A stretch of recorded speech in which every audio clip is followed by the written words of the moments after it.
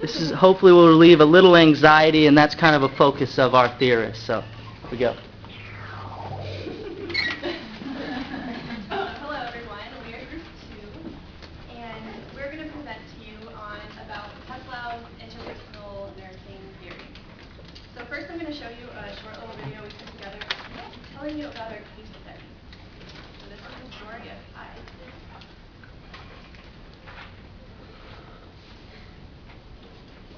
Pi is a 50-year-old woman who was born in Vietnam and came to the U.S. with her family when she was 7. She was recently in a car accident and has a broken leg as well as a mild concussion. She has been the sole support of her Asian mother and her 5 children since her husband died 10 years ago. She is currently employed in a fast food restaurant, which requires that she be on her feet for the entire shift. She is anxious to be discharged so she can get back to work, as no sick time is provided. Each day she is not at work is a day of lost wages. However, she lives in a 3rd floor walk-up apartment. Her comprehension of English is good for everyday concepts, but she doesn't understand the need for quiet, for example, as she recovers from her concussion. Her children, who range in age from 10 to 20, speak and comprehend English more readily as they have been attending high school in the United States.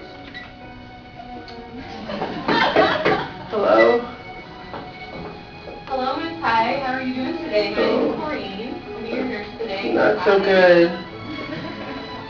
All right, so as Oh. you your chart, you don't feel very good. No, I'm in pain and I'm really nervous. I have to get back to work. Okay. Yeah, I need looking to... at your history, and it looks like you have some children and your aging mother that you're taking care of. Yes, I need to make money so I have food and I can pay the bills and care for my family. My mother, she's old, and I have 5 children to take care of. I don't know what to do. Okay. Well, we can help you.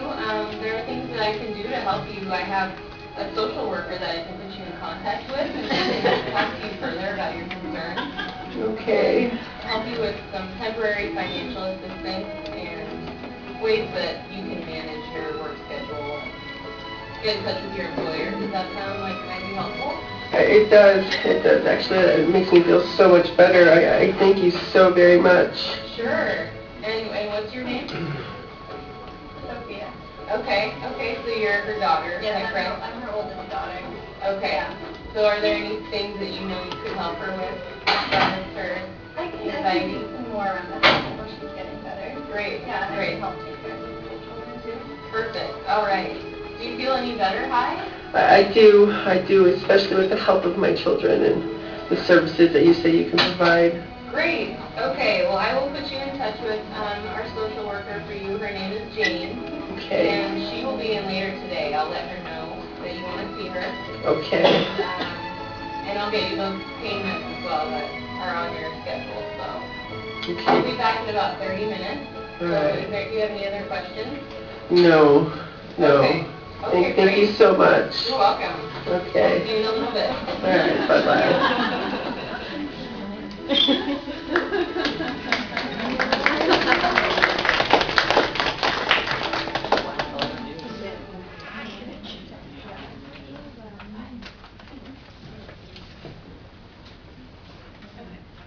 So as we were going through our case study about Pi, we decided to approach it through Peplau's eyes first by getting an understanding of the basic nursing meta paradigm that she addresses within her theory.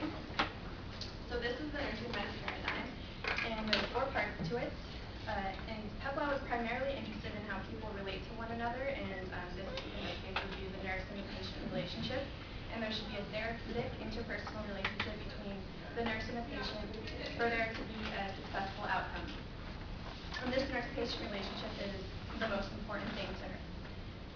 The first part is person, which is the patient who is presented to the nurse with the problems, concerns, and anxiety that will be resolved with the expertise and skill of the nurse. The person is able to develop through interactions with others who are able to bring out their full potential. So the nurse is going to help the person come to their full potential patient. Environment. It's important to include culture as an important part of the development of personality.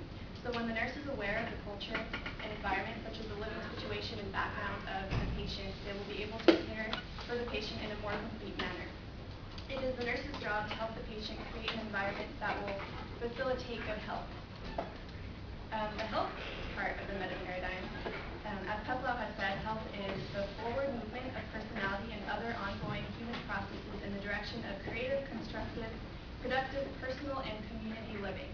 So again, the nurse is going to help the patient, is going to help guide the patient in achieving this for their life.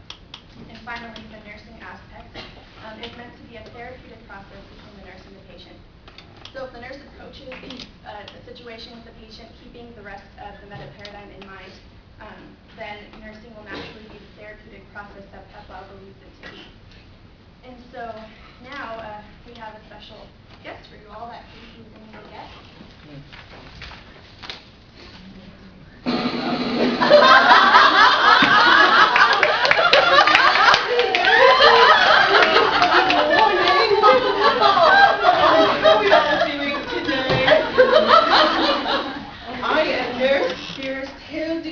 Peplau, and you can think of me as the mother of psychiatric nursing.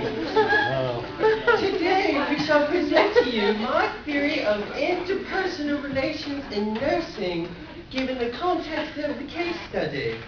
Now it's important to understand that the kind of person a nurse becomes makes a substantial difference to what the person will learn as she is nursed throughout her experience with illness.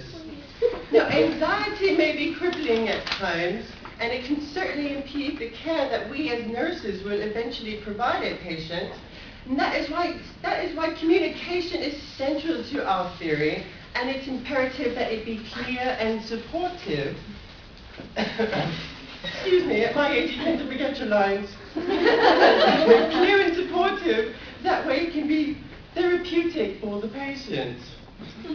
Also, you can also breach the barrier of anxiety and make the patient feel comfortable when you establish, maintain, and terminate, oh thank you, Desmond. Establish, maintain, and terminate the nurse-patient relationship through the continuum of care. Now, it's important to understand that there are 4 phases to the nurse-patient relationship, orientation being the first, in which the nurse and patient become acquainted. Second is identification, in which the patient's concerns are explored and a treatment plan is devised. Third is exploitation, where the nurse works with the patient to meet the therapeutic goals developed in the previous phase. And finally, resolution, the point where therapeutic relationship comes to a close. And now, my fellow nursing students, my theory in practice. And if I remember correctly, I think her name is Tanya that's going to take it from here.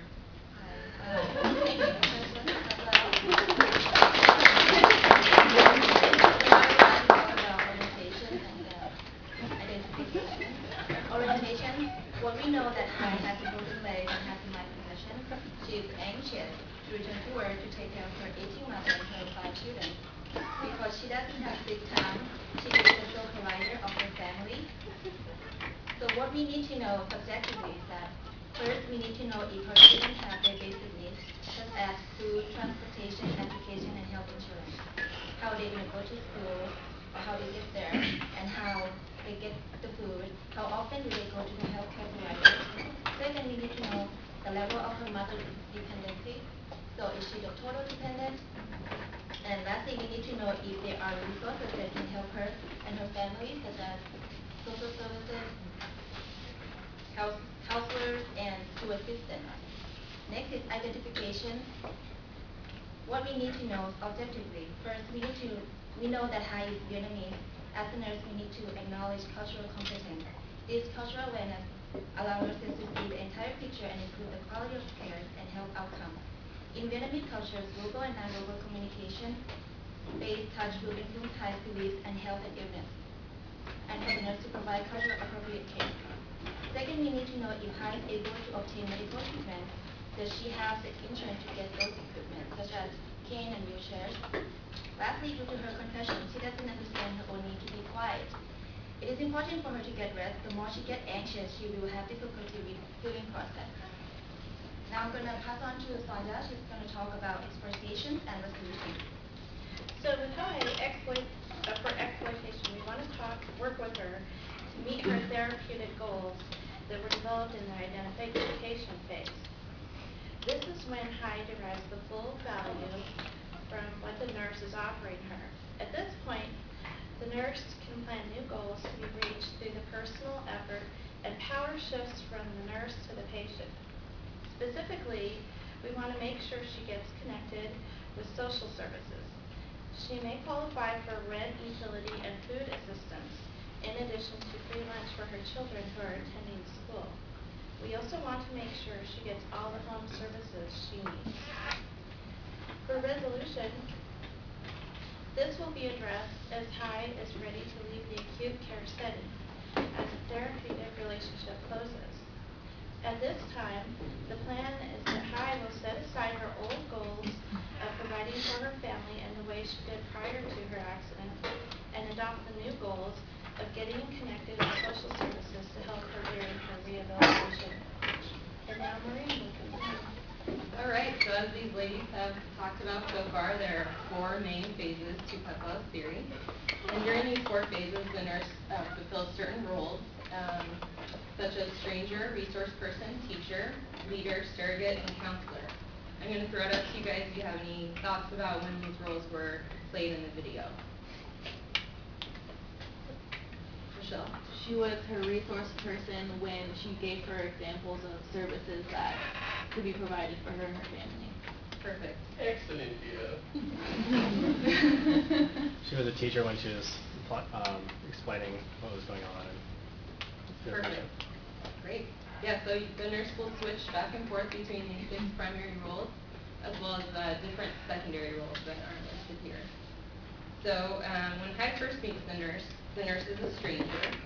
So the nurse must work to build a climate that builds trust and that the patient, High, can feel comfortable. As the two get to know each other, the nurse acts as a resource person for High. She's available to answer questions and provide information, as well as identify High's needs and get her in touch with social services and other people who can help. As a teacher and leader, the nurse is able to assist High by providing relevant training, especially regarding the importance of quiet time in her healing process. The nurse also helps High take responsibility of her treatment goals. As a surrogate, the nurse acts as advocate for her client High. The nurse integrates the family into her plan of care, acting on behalf of High and her healing process. The nurse also acts as counselor by helping High to absorb the meaning of her current situation and what changes may need to occur to lower her anxiety level. And throughout all of these roles, it is essential for the nurse to remain self-aware and constantly strive to improve his or her interpersonal interaction with the client. The result is better care of the client and a decrease in client anxiety. Now I'll pass it on to Casey, who will discuss the diagnosis. All right, the nursing diagnosis we chose was ineffective coping related to anxiety, and this is secondary to the injuries she sustained in the crash. And our evidence being her familial dependence, her lack of sick time at her job, and also her poor financial standing. Now, the most obvious medical issues High faces are her concussion and her broken leg. But after learning about Peplau's theory, we found that her anxiety is of equal importance. As Sophia noted earlier, the meta-paradigm of nursing is a building block of Peplau's theory. And the meta-paradigm illustrates how 4 factors come together equally to create an effective and healthy patient experience, taking the patient from sickness to wellness. Now, in tandem with the meta-paradigm, we found that another building block of Peplau's theory was the importance of anxiety. Anxiety can affect all 4 factors of the meta-paradigm and can cause it to break down, hindering a patient's journey from sickness to wellness. So, Peplau proposes that to thwart this anxiety, one should acknowledge it. A nurse should acknowledge this anxiety. And this allows for the patient and the nurse to become aware of the factors involved and how to resolve them.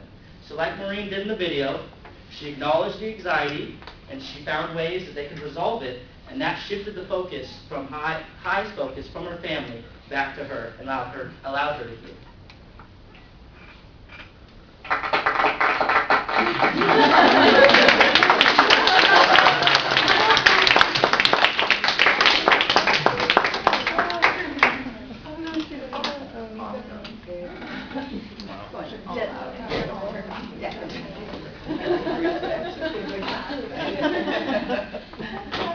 Thank you everyone for letting us go first. You can see why I've been laughing in this all day. Are you sure? I don't.